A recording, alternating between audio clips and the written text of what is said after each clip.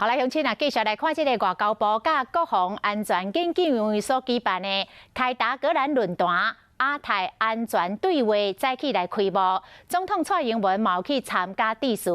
啊，这个美国白宫的国家安全真顾问嘛透过视讯来演讲，因来建议台湾爱搁较积极对外来发声，让世界会当来认捌台湾。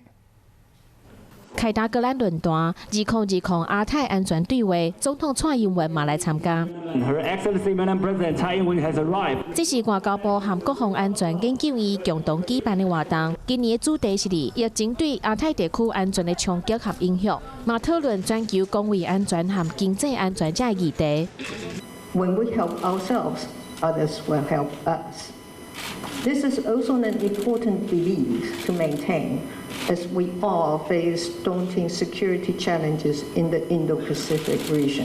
另外一个贵宾是白宫前国家安全顾问麦马斯特，透过视讯发表伊专题演说，强调台湾和美国保卫民主自由的共同价值。伊嘛讲伊的建议。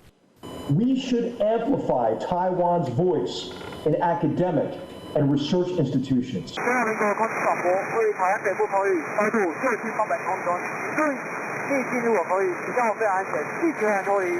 亚太地区的安全，即马关注点是南海和台海。其中台海这方面，最近中国军机常常拢射来射去。按算14号到18号，举办汉光战局的推演，嘛要针对中国对台湾的威胁来进行模拟。较可惜就是讲，美军的观摩团因为疫情的关系，无法度来台湾，但是 AIT 应该是会派人来。